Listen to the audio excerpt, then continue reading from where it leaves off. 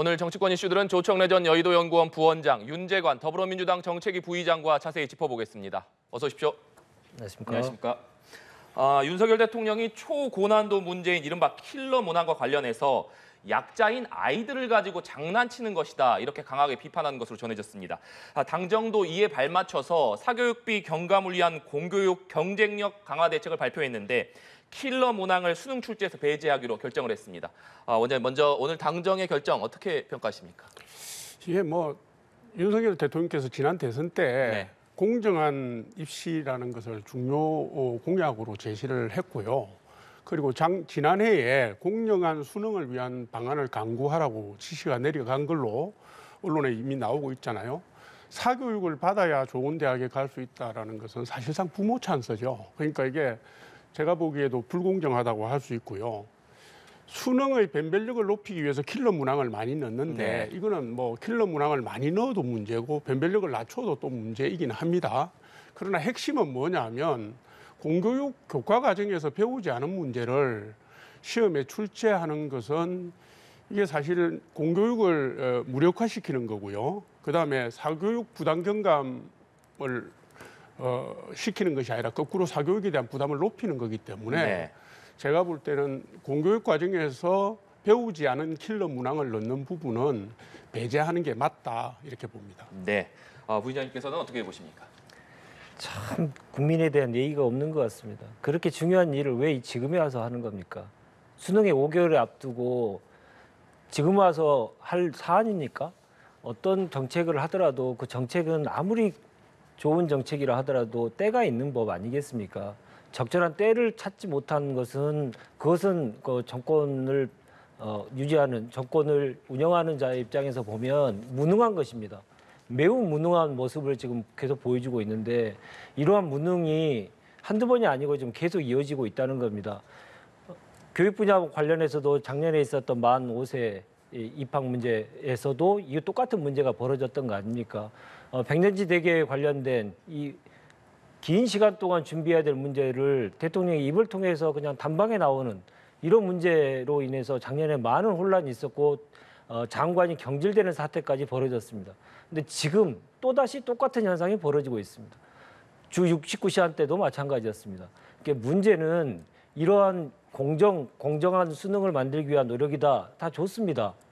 여러 가지 선의의 내용도 있겠죠. 그러나 그것을 국민들이 납득을 하기 위해서는 때가 분명히 있어야 될 거고요. 특히나 교육 문제에 대해서 이렇게 5개월 앞두고 하는 것은 대단히 부적절하고, 두 번째로는 충분한 사회적인 공감대가 형성돼서 준비가 돼야 될 텐데 대통령의 그 말 한마디의 지시로 인해서 교육 문제를 이렇게 5개월 앞두 동안에 수능 문제 이렇게 바꾸는, 이게 정말 정상적인 나라인지 저는 되묻지 않을 수가 없습니다. 네, 당정은 킬러 문항을 수능 문항에서 빼기로 하는 동시에 문재인 정부에서 폐지하기로 했던 자유로운 사립고, 또 외국어고, 국제고는 존치하기로 결정했습니다. 이 결정에 대해서는 어떻게 보십니까? 교육의 어떤 정책도 마찬가지입니다. 교육에 대해서는 예측 가능성이 매우 중요합니다. 왜냐하면 몇 년 안을 준비를 해서 그 대비를 해야 될 거니까요.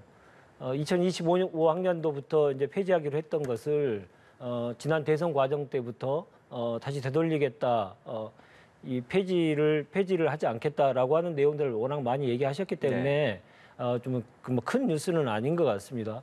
근데 이것도 마찬가지로 어떠한 과정들을 거쳐가면서 국민들에게 그러한 내용들을 좀 얘기하는지가 매우 중요한데, 지금 다른 얘기를 하다가 갑자기 이렇게 뜬금없이 이 얘기가 다시 또 나오고 있어요. 이건 일종의 국면전환 비슷한 거고, 사교육을 무조건 잘못을 몰아가기 위해서 지금 이런 문제를 하는데, 부모들이 사교육을 많이 시키고 싶어서 많이 시키는 부모는 없지 않습니까? 그런 사교육이 많이 될 수밖에 없는 총괄적인 문제에 대해서 정부가 종합적인 대책을 얘기하지 않고 근시안적으로 지금 계속 접근하고 있는 건 아닌가, 매우 저도 아이를 두고 있는 부모 입장에서 매우 걱정하고 있습니다. 네, 계속해서 충분한 여론 수렴 과정이 없었던 것 아니냐, 이런 문제를 좀 지적해 주시는 것 같습니다.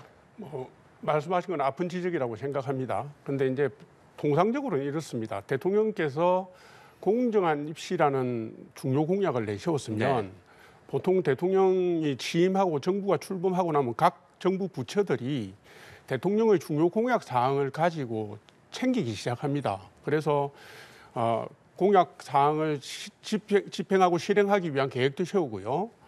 로드맵도 만들고 이렇게 하는데 대통령께서 작년 5월에 취임하셨는데 올해 지금 1년이 지나서 교육부를 중심으로 해서 이런 논란이 나오는 것은 제가 볼 때는 뭐 탓하긴 그렇지만 교육부가 1년이 넘도록 아무것도 안 했다라는 것이고요.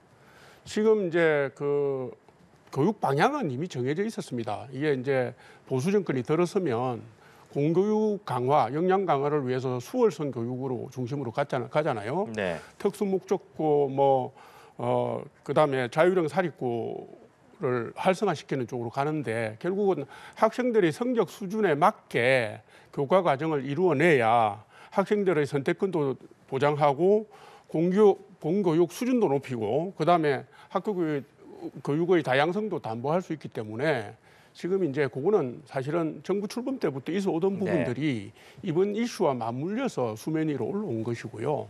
특별히 다른 이슈는 아니라고 봅니다. 네. 하지만 민주당은 지금 윤석열 대통령의 수능 관련 발언을 고리로 해서 맹공을 퍼붓고 있습니다. 특히나 국회 교육위 전체 회의를 열어서 이주호 교육부 장관을 대상으로 현안 질의도 추진한다 이런 방침인데 이 부분은 어떻게 보고 계십니까? 뭐 야당으로서는 어떻게 보면 당연하다고 봅니다. 네. 근데 이제 민주당의 오랜 교육 정책 노선이 말하자면 학교 서열화 반대, 그죠? 그러니까 사실상 그게 학교 교육을 하향 평준화 시켜온 부작용이 있습니다. 그리고 이제 지금 나오는 건 책임 전가 문제 아닙니까? 대통령이 교육부 장관에게 책임 전가한다 뭐 이런 논리인데 뭐 제가 볼 때는 정치적으로 정쟁화하는 거라고 봅니다. 결국은 이제 이 두 가지 논리를 중심으로 해서 윤석열 정부의 교육 정책을 흔들기 위해서 지금 상임위를 소집하는 걸로 보여지고요. 제가 볼 때는 지금 정부가 교육 정책에 대해서 손을 놓고 있다고 5개월 만에 하는 게 아닙니다. 작년부터 계속 해왔고 작년 말에도 대통령께서 지시를 하셨고 이 부분들을 실행해가는 집행기구들이 이 부분들을 제대로 못 담아낸 부분들이 있기 때문에 그 부분들은 국민들께 죄송한 측면이 있다고 봅니다. 그러니까 지금이라도 제대로 수렴을 해서 학부모들이라든가 학생들에게 혼란을 주지 않도록 빨리 대안을 내놓는 게 필요하다. 이번 상임위에서도 대안 중심으로 좀 가면 좋겠다 이렇게 생각합니다. 네. 장관 경질론으로 가는 것을 정부 여당은 막을 겁니다. 두 가지 이유 때문인데 첫 번째로는 장관 교체할 사람이 없을 것 같고요. 이런 식으로 계속 장관들에게 책임을 계속 떠넘기는 모습을 보고 어느 장관이 나서겠습니까? 절대 좋은 사람이 장관으로 나서지 않을 것입니다. 두 번째로는 대통령실의 책임에 대해서 차단하기 위해서 그럴 겁니다. 지금 보십시오. 대통령의 지시가 계속적으로 지금 부처에서 구현되지 않고 있다고 얘기를 하지 않습니까? 그러면 부처만 잘못이 있을까요? 그 대통령의 그러한 생각을 부처와 교류하고 소통해서 그것을 실현화시키는 작업을 하는 사람들이 바로 대통령실에 있는 정책실장, 관련 수석, 관련 비서관들입니다. 왜 그들은 그동안 직무유기를 했고 대통령의 뜻을 제대로 못한 것에 대한 책임을 전혀 지지 않고 다 뒤로 숨어버렸습니까? 왜 이주호 장관의 경질론, 책임론만 계속 나오고 대통령을 잘못 모신 실장부터 시작해 수석과 비서관들은 왜 지금 아무런 책임을 지지 않는 것입니까? 저도 청와대에서 5년 근무했습니다만 이 정도로 대통령의 지시사항과 부처의 이행사항이 잘못됐을 경우에는 그건 비서관과 수석들이 책임지는 겁니다. 왜냐하면 제대로 그 가교 역할을 못했으니까요. 그동안은 나오지 않았습니다만 앞으로는 대통령실의 책임에 대해서 엄중히 물어야 된다. 이런 수험생들의 지금의 혼란, 학부형들의 지금의 혼란을 생각한다면 대통령실이 이렇게 비겁하게 뒤로 물러나 있는 것은 책임 정치 차원에서도 절대 용납돼서는 안 될 것이다 저는 생각합니다. 네, 대통령실의 비서진도 좀 책임져야 되는 것 아니냐 이 문제를 제기해 주셨는데 이 부분은 어떻게 생각하십니까? 뭐 대통령실에도 여러 가지 생각이 있겠죠. 그리고 장관 교체 문제는 대통령의 핵심적인 인사권에 관련된 문제고 제가 볼 때는 인사쇄신 부분 뭐 뒤따를 수 있다고 봅니다. 그러나 지금 당장은 이 지금 논란과 파문을 가라앉히는 쪽에다가 중점을 둬야 된다. 그리고 그 이후에 뭐 적절한 뭐 교체라든가 필요하다면 그 맞춰서 해도 늦지 않다 이렇게 봅니다. 네, 알겠습니다. 오늘 오전에 있었던 이재명 대표의 교섭단체 대표연설 얘기도 해보겠습니다.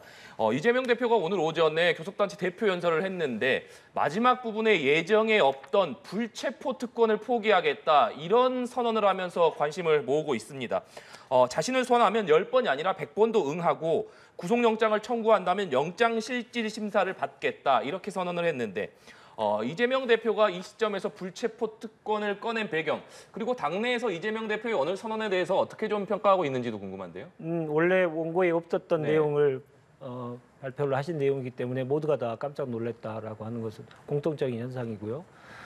여러 가지 이유를 따지기 전에 저는 한동훈 장관의 이 발언을 보고 최근 너무 어이가 없어서요.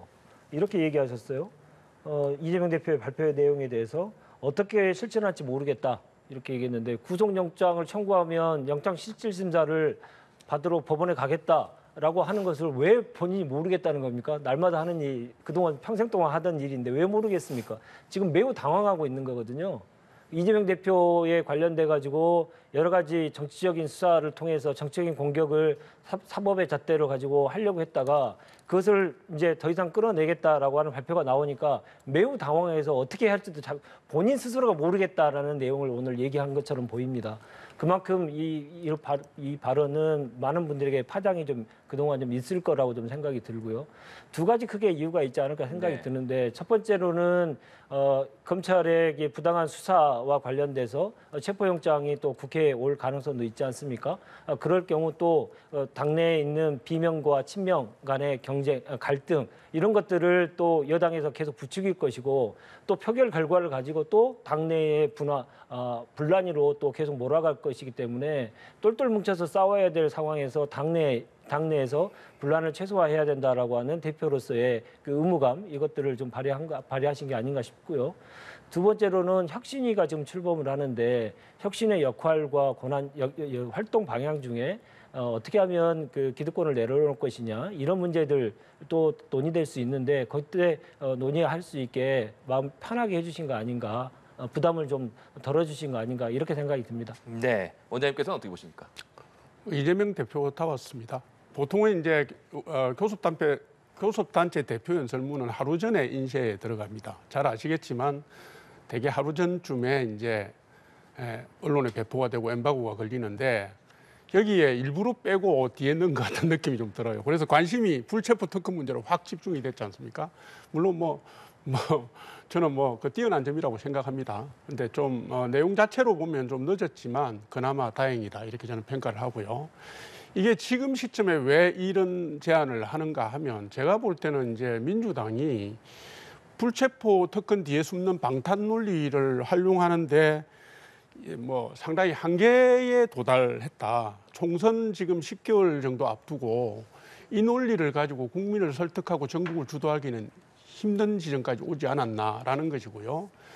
윤석열 정부 들어서서 민주당 의원을 대상으로 한 불체포 특권은 4번 행사가 됐습니다. 그러니까 이게 임계점에 도달한 거죠. 이게 뭐냐면 추가적으로 체포동의안이 국회에 제출됐을 경우에 과연 민주당이 지금까지처럼 일사불란하게 대응이 되겠나. 횟수가 계속 쌓이니까 가랑비에 속옷 젖는 식으로 가서 민주당이 당 지도부 차원에서 조직적인 대응을 하는 것이 앞으로 어려워질 수 있겠다라는 판단을 했을 수도 있다고 봅니다. 그런데 이제 내용을 보면 혁신위에 밑자락을 깔아줬는지는 모르지만 민주당의 불체포 특권 포기라는 표현을 쓰지 않고요. 이재명 대표 본인에 대한 체포동의안이 오면은 응하겠다 이렇게 돼 있어요. 당 대표가 제가 볼 때는 민주당 차원의 언급을 해도 될 텐데 자신의 문제에 국한시킨 것은 좀 아쉬운 부분이고 그다음에 또 그 말씀을 하시면서 또 무슨 검찰 기획수사 얘기도 하시고 정치수사 언급하셨어요. 그냥 깨끗하게 국민들이 볼 때 보기 좋게 깔끔하게 하셨으면 더 좋지 않았겠나 하는 생각이 듭니다. 네, 알겠습니다. 불체포 특권 포기와 함께 이재명 대표가 오늘 여러 가지 내용을 밝혔습니다만 그중에서 특히 35조 원 규모의 추경 편성도 추진하겠다 이렇게 밝혔습니다. 이 추경 관련 내용은 어떻게 좀 들으셨습니까? 좀 안 맞죠. 국내 모든 경제 전문가들이 이거는 문제가 있다고 보는 거 아닙니까? 요번에 보면은 그 키워드가 민생, 오염수, 민주주의, 불체포 특권 뭐 이런 내용이에요. 네. 그러면서 민생 얘기를 많이 하셨는데 지금 35조 원 추경 편성 요구는 지금 우리나라의 최대 화두가 지금 수출 문제 아닙니까?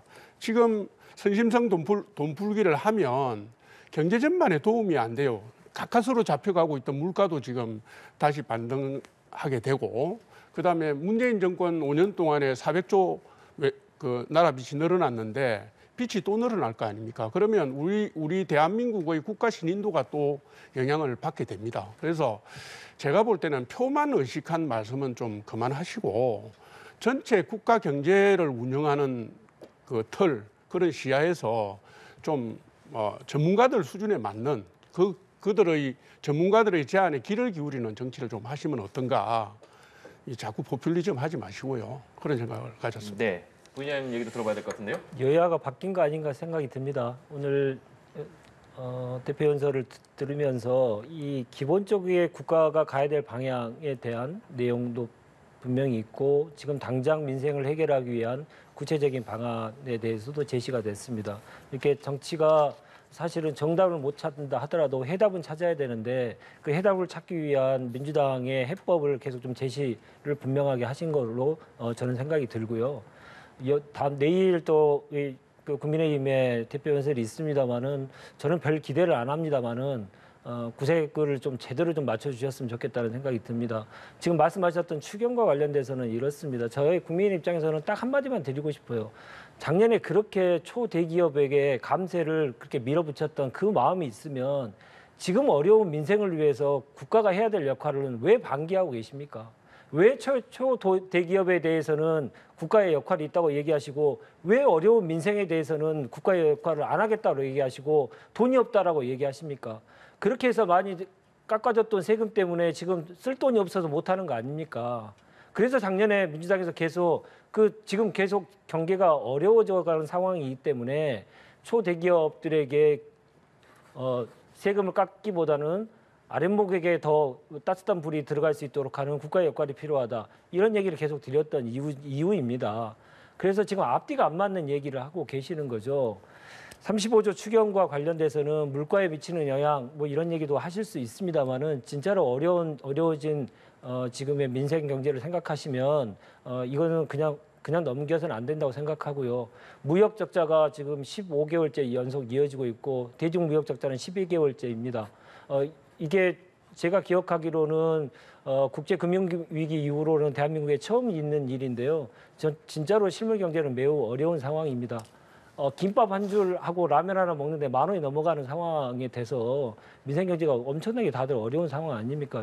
그에 대해서 너무 안 된다고만 생각하지 마시고요. 좀 열어놓고 좀 판단해 주셨으면 좋겠다는 생각입니다. 국가의 기반적인 경제가 무너지지 않기 위한 국가의 주춧돌 역할을 해야 되는데 벤처기업을 비롯해서 중소기업이나 그러니까 국가가 지원해 줘야 될 지금 상황도 녹록치 않은 많은 상황이 있다라는 점을 인식해 주셨으면 좋겠습니다. 네, 잠시 언급해 주셨습니다만 내일 또 국민의힘 김기현 대표의 교섭단체 대표 연설이 예정돼 있습니다. 네. 김기현 대표는 어떤 부분들을 좀 강조할 것으로 김기현 예상하십니까? 대표 최근에 뭐 정치개혁 과제 3대 과제 내놨잖아요. 그러니까 국회의원 정수 축소 문제, 그다음에 국회의원의 무노동 무임금 네. 문제, 국회의원의 불체포 특권 문제도 얘기를 했고요. 정부 여당은 특히 여당은 교섭단체 대표 연설에서 야당처럼 도발적으로 뭐 이렇게 감각적으로 해 나갈 수가 없습니다. 정부를 뒷받침하는 기능이 크기 때문에 윤석열 정부의 국정 운영 과제, 국정 개혁 과제를 뒷받침하는 노력을 기울이겠다 정도의 수준에서 나올 걸로 보입니다. 뭐 3대 개혁, 노동연금 교육 개혁도 있고요. 그다음에 우리 사회에 비정상화됐던 부분을 정상화시키는 문제, 그런 부분을 뒷받침하겠다고 말씀하실 것 같습니다. 근데 조금 전에 이제 경제 문제를 말씀하셨으니까 제가 짧게 네. 좀 말씀을 드리겠습니다. 뭐 우리 어려운 국민들에게 지원을 해주자는 그 말씀 액면 그대로는 맞습니다. 그런데 문재인 정권 5년 동안에 시장 논리를 완전히 망가뜨려 놨습니다. 선순환 구조를 망가뜨렸고요. 현금 복지와 현금을 푸는 정책 위주로 가다 보니까 우리 경제가 지속 가능하지가 않습니다. 지금 윤석열 정부 들어서 1년 동안에 노력을 기울이고 있는 것은 경제를 정상화시키는 거, 그다음에 자유시장 경제의 선순환 고리를 다시 만들어가는 겁니다. 지금 이 정부가 뭐 국민들의 아픈 현실을 외면하는 게 아니라 지금 어렵더라도 시장 경제의 선순환 구조를 만들어야 앞으로 더 나은 삶, 더 나은 경제가 가능하고 지속 가능성을 확보할 수 있기 때문에 가는 것이지 이 부분들을 왜 자꾸 무슨 현금을 안 푸냐는 식으로 얘기하시는 건 좀 곤란하다 제가 지적하고 싶습니다. 문재인 정부 5년에 대한 선순환 과제 얘기를 하셨는데 말씀을 아주 정확히 표현하신 것 같은데요. 좋은 표현을 하셨습니다만은 정말 잊어버리지 마십시오. 우리 3년 전까지만 해도 3년 동안 코로나의 상황이었습니다. 전대미문의 상황이었습니다. 누가 그 상황에 대해서 정부의 역할을 말씀하셨듯이 시장 경제가 다 문제를 해결해 줄처럼 하는 그런 선순환 구조 어떻게 가능했겠습니까? 생각을 한번 해보십시오. 3년 전만 해도 2년 전만 해도 국가가 국민들을 더 많이 지원해 줘야 되는데 왜 지원을 못 하느냐고 야당 그때 당시에 국민의힘에서도 먼저 정부 여당에게 지적하고 했지 않습니까? 그럴 때는 그건 정부가 지원하는 거고 정부 지원해야 되는 거고요. 본인이 여당 됐으니까 시장 경제의 선순환 구조로 해서 우리는 지원 못 하겠다. 이렇게 말이 됩니까? 그래서 지금의 상황은 결국은 국민들의 민생 상황을 좀 보시고 오픈 마인드로 이러한 것들을 얘기를 하셔야지 자꾸 그런 문제들 또 나와도 또 문재인 정부 얘기하시면 그건 올바르지 않는 태도인 코로나 거고요. 팬데믹 문제를 말씀하신 부분은 저도 인정하는 부분이 있어요. 그러니까 그런데 코로나는 예를 들면 전대미문의 부동산 상황을 문제라든가 전혀 무시하고 아니요. 시장 경제의 선순환을 없애버렸다고 아니, 이렇게 소득주도 아무렇지도 않게 얘기하시는 성장이라든가 건 적절하지 최저임금의 않죠. 문제라든가 부동산 임대차 3법의 문제라든가 코로나 팬데믹하고 상관없는 경제정책 전반에 대한 실패들이 있었잖아요. 시장 실패들이. 지금 그걸 추경 국가 개입해서 다 얘기하고 있지 해결하려고 그랬던 거지 않습니까? 않습니까? 그걸 네. 정상화시켜야죠. 네, 알겠습니다. 주제를 좀 넘겨보도록 하겠습니다. 정부 여당이 일본 후쿠시마 오염수 방류에 대한 국민 불안을 불식시키기 위해서 오염수 조사 지점을 확대하는 등 안전성을 검토하겠다 이렇게 밝혔습니다. 또 가짜 뉴스나 괴담은 실시간으로 모니터링해서 사실관계를 바로잡겠다 이렇게 밝히기도 했는데요. 정부가 일일 브리핑을 하기로 한 데 이어서 오염수 이슈에 적극적으로 좀 대응하는 모습을 보이고 있습니다. 원장님 이 부분은 어떻게 보고 계십니까? 정부 여당은 그러니까 이게 공격만 할 수는 없습니다. 네. 국민들을 안심시키고 그다음에 수산업자들의 어려움 고충도 풀어드려야 되거든요. 그러니까 제일 먼저 과학적 검증 기준이랄까 이런 부분들을 내세워야 됩니다. 검증 방식의 변화라든가 이런 부분을 내놔야 되고 실제로 해양 방사능을 체크하는 점검하는 장소를 늘린다든가 그다음에 국내에 유통되고 있는 수산물을 전수조사를 한다든가 그다음에 세슘이라든가 삼중수소의 농도 분석 주기를 줄여서 실제로 실효성 있는 조사 결과를 내놓는다든가 하는 이런 부분들을 해야 되고요. 감시 체계를 구축하는 게 먼저입니다. 지금 그래야 국민들이 안심하고 어떻게 생업에 종사할 수 있잖아요. 문제는 이제 괴담 유포인데 이 괴담 유포가 국민 생활에 불안감을 가중시킬 뿐만 아니라 수산업자들을 중심으로 해서 경제 전반에 미치는 악영향이 큽니다. 그러니까 이게 예를 들어서 광우병 괴담이라든가 그다음에 천안함 문제, 그다음 사드 괴담 때와 같이 이렇게 그걸 이렇게 방기하는 수준으로 가서는 안 된다. 바로 잡을 건 바로 잡고 또 입증할 건 입증하고 해서 국민들에게 신뢰할 수 있는 결과를 보여드려야 된다. 이렇게 생각하고요. 지금 당정이 내놓고 있는 것은 당정대가 내놓고 있는 것은 이 수준에서 실행 가능한 걸 지금 말씀드리고 있는 거다 이렇게. 네, 민주당은 후쿠시마 오염수 일일 질문 브리핑을 하기로 했습니다. 정부가 하기로 한 일일 브리핑에 대응하는 차원으로 보이는데 지난 주말에는 오염수 규탄 집회를 열었고 이재명 대표는 오염수가 아닌 핵폐수로 부르겠다 이런 발언을 하기도 했습니다. 이 부분은 어떻게 봐야겠습니까? 지금 정부도 그렇고 민주당도 그렇고 국민들께 지금의 상황을 정확하게 전달해 드리기 위한 노력이 계속 좀 이어지고 있다 네. 이렇게 보시면 될 것 같은데 정부가 하고 있는 지금 일일 브리핑 이게 목적이 좀 잘못된 것 같습니다. 국민들께 불안해하는 국민들께 정확한 내용, 과학적인 내용, 그리고 국민들이 불안하시는 내용들에 대해서 하나하나 설명하는 그러한 진솔된 자리가 아니고 지금 나와 있는 내용들은 국민이 불안해하는 것은 모두가 다 괴담에 의한 것이기 때문에 그 괴담을 없애기 위한 목적으로 이 브리핑을 한다면 결국 목적이 잘못됐기 때문에 분명히 실패하실 겁니다. 코로나 때 다시 얘기 드리면 코로나의 전대미문의 상황에서 기억하시지 않습니까? 정은경 질병청장이 1일 2일 브리핑을 계속했죠. 매일 브리핑을 했습니다. 그것은 있는 그대로를 국민들께 정확하게 전달했기 때문에 국민들이 신뢰하고 그게 사태 해결에 도움이 됐던 겁니다. 지금처럼 국민들의 목소리는 모두가 괴담이다라고 치부해버리고 그래서 과학적인 논리를 얘기하지 않고 정치적인 논리로 계속 브리핑을 할 경우에는 결과는 참담할 것이다. 저는 그렇게 예상하고 있습니다. 네. 마지막으로 민주당 내부 얘기해 보겠습니다. 민주당 신임 혁신위원장에 임명된 김은경 교수가 돈봉투 사건이 검찰에 의해 만들어졌을 수도 있다. 이렇게 얘기해서 당내에서도 반대 목소리가 나오고 있는 상황입니다. 국민의힘에서는 이재명 아바타 아니냐 이렇게 비판을 했는데 김 위원장은 일면식도 없다. 이렇게 선을 그었습니다. 김 위원장의 발언 좀 어떻게 보고 계신지 궁금하네요. 그 정치적인 발언이 어떻게, 그러니까 본인의 발언이 네. 정치적으로 어떻게 해석될 건지에 대한 훈련이 좀 계속 하셔야 될 네. 입장 아니겠습니까? 그렇게 해서 한번 좀 생각해 주셨으면 좋겠다는 생각이고요.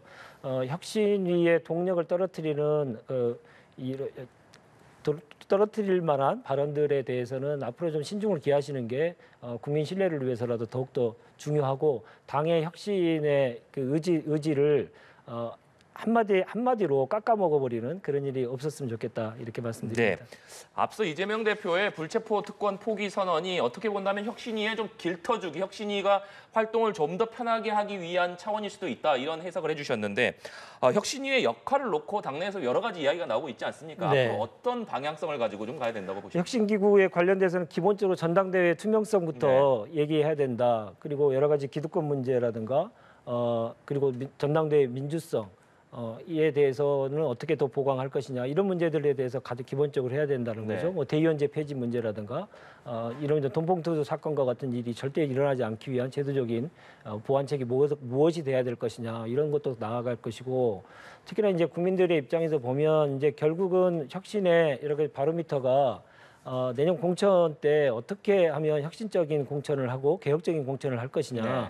이런 문제들도 이제 귀결될 상황이 놓여 있지 않겠습니까? 2015년도에 있었던 혁신위가 하위 20% 현역 의원의 하위 20%를 컷오프 시키는 방식으로 물갈이를 했던 방식에 대해서 국민들에게 높은 평가를 받았건 그런 경험도 있기 때문에 앞으로의 그 기득권 대 혁신 이 구도도 짜여지지 않을까라는 생각이 들고요. 여러 가지 방향에 대해서는 지금 각자들이 논의하고 있고 네. 당 지도부가 혁신위에 어디서부터 어디까지 논의하라고 말을 안 하고 있는 걸로 저는 알고 있습니다. 그 바른 방향인 것 같고요. 가이드라인을 제시하지 않고 혁신위가 꼭 필요한 일들은 당을 위해서 꼭 하는 그런 상황이 됐으면 좋겠다 이렇게 말씀드립니다. 네. 앞서 김은경 교수의 돈봉투 발언으로 인해서 국민의힘에서는 이 민주당 혁신위가 제대로 된 역할을 할 수 있겠느냐 이런 비판의 목소리를 좀 내는 것 같습니다. 뭐 여야를 막론하고 혁신위가 성공한 사례는 거의 없다. 말씀을 제가 지난번에도 드렸는데요. 네. 역시 아니나 다를까 시작부터 삐그덕하네요. 이게 뭐냐면 혁신위를 만들 때 보통의 경우에는 지도부에 쏠린 국민의 따가운 시선을 피하기 위한 방안으로 만드는 경우가 종종 있습니다. 근데 이제 결국 그 부분에 말려 들어가면 이게 뭐냐면 관심 분산 기구가 되고요.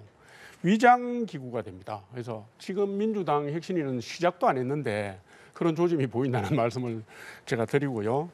그리고 이제 김은경 위원장이라는 분이 무슨 돈봉투 사건 뭐라 그랬더라 만들어졌을 수도 있다 그랬는데 혁신 대상은 민주당 내부를 보는 거 아닙니까? 시작을 하기도 전에 민주당 내부를 보는 게 아니라 민주당 입장에서 바깥을 봅니다. 이게 방탄 논리를 대변했어요. 이래 되면 혁신위원회가 아니라 방탄위원회가 됩니다.